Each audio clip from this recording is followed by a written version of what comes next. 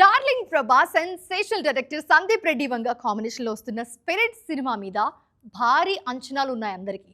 ఈ project announce చేసిన రోజు నుంచి ఎప్పుడెప్పుడా అప్డేట్ వస్తుంది అని అంతా వెయిట్ చేస్తున్నారు.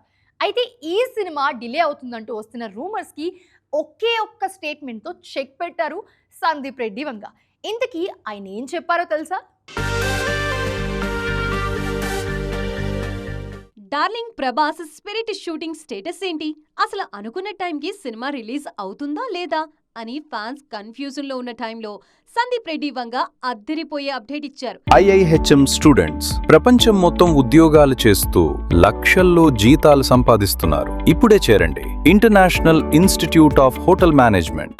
రీసెంట్ ఈవెంట్ లో స్పిరిట్ సినిమా తాము ప్లాన్ చేసుకున్న స్కెడ్యూల్ ప్రకారమే పూర్తవుతుంది అని అన్నారు.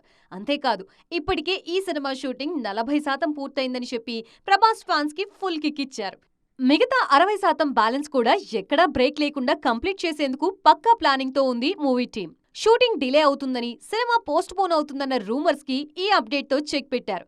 ఎలాంటి ఆలస్యం లేకుండా గతంలో ప్రకటించినట్లుగానే 2027 మార్చి 5న ప్రపంచవ్యాప్తంగా స్పిరిట్ ని రిలీజ్ చేయబోతున్నట్లు క్లారిటీ ఇచ్చారు.